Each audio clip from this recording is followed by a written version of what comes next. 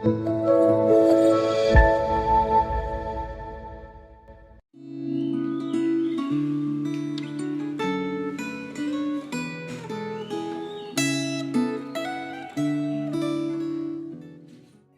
saudara-saudari terkasih di dalam Kristus. Kembali hari ini kita akan kembali mengambil waktu tenang di dalam refleksi Gema kita hari ini. Dan sebelum kita merenungkan firman-Nya, mari kita menundukkan kepala kita menenangkan hati kita dan berdoa. Ya Allah Bapa kami sungguh bersyukur untuk anugerah demi anugerah, untuk kesetiaan-Mu yang setiap hari kami alami dan saksikan. Kami bersyukur juga kalau saat ini kami boleh punya satu waktu yang indah bersama dengan-Mu untuk boleh kembali merenungkan firman-Mu. Tuhan, kiranya Kau yang melembutkan hati kami, sehingga ketika kami merenungkan firman-Mu, hati kami boleh menjadi tanah yang subur untuk ditumbuhi oleh benih firman-Mu. Terima kasih ya Tuhan. Dalam nama anak-Mu Yesus Kristus kami berdoa. Amin. Saudara-saudari terkasih, hari ini pembacaan firman Tuhan kita terambil dari Yeremia pasal yang ke-31. Saudara-saudari dapat mengambil waktu pribadi secara khusus untuk membaca keseluruhan pasal ini. Namun saat ini saya hanya akan membacakan beberapa ayat, yaitu ayat yang pertama sampai yang ketiga dan ayat 31 hingga 34 dari Yeremia pasal yang ke-31. Demikian firman Tuhan. Pada waktu itu demikianlah firman Tuhan, Aku akan menjadi Allah segala kaum keluarga Israel dan mereka akan menjadi umatku. Beginilah firman Tuhan. Ia mendapat kasih karunia di padang gurun, yaitu bangsa yang terluput dari pedang itu. Israel berjalan mencari istirahat bagi dirinya. Dari jauh Tuhan menampakkan diri kepadanya. Aku mengasihi engkau dengan kasih yang kekal. Sebab itu aku melanjutkan kasih setiaku kepadamu. Sesungguhnya akan datang waktunya, demikianlah firman Tuhan. Aku akan mengadakan perjanjian baru dengan kaum Israel dan kaum Yehuda. Bukan seperti perjanjian yang telah kuadakan dengan nenek moyang mereka pada waktu aku memegang tangan mereka untuk membawa keluar dari tanah Mesir. Perjanjianku itu telah mereka ingkari. Meskipun aku menjadi tuan yang berkuasa atas mereka, demikianlah firman Tuhan.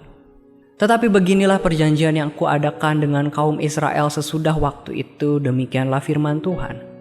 Aku akan menaruh Tauratku dalam batin mereka dan menuliskannya dalam hati mereka, maka aku akan menjadi Allah mereka dan mereka akan menjadi umatku. Dan tidak usah lagi orang mengajar sesamanya atau menghajar saudaranya dengan mengatakan, "Kenalah Tuhan," sebab mereka semua, besar kecil, akan mengenal aku.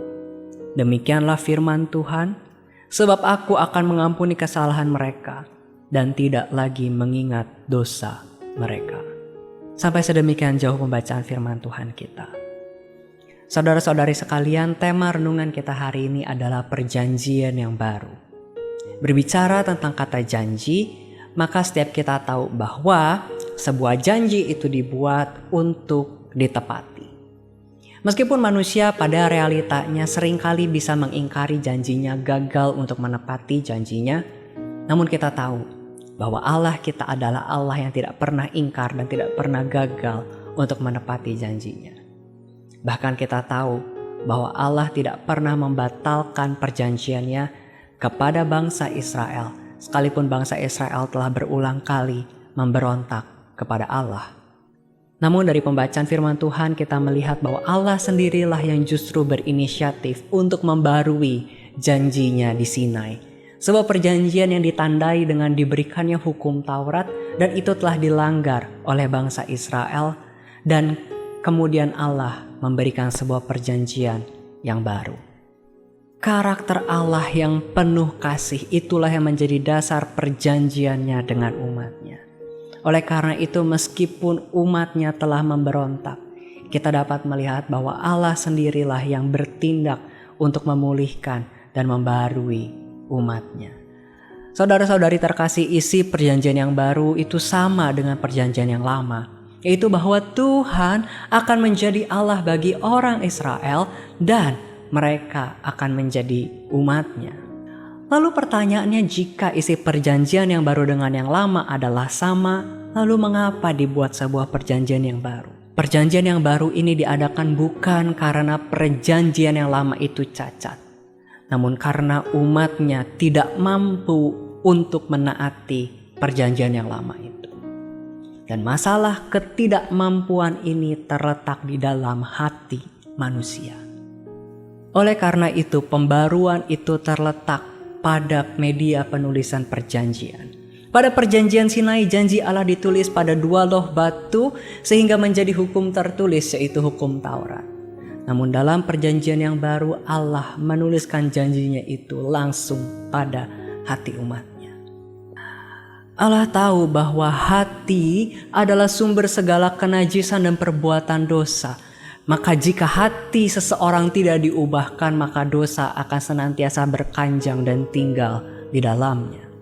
2000 tahun yang lalu perjanjian yang baru ini menjadi genap dalam pribadi Yesus Kristus yang telah lahir, mati, dan bangkit, serta melalui turunnya Roh Kudus.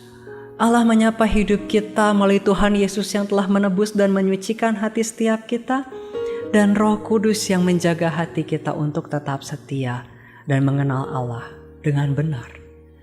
Hidup kita kini sebagai umatnya tidak lagi berada di bawah bayang-bayang hukuman dari dosa.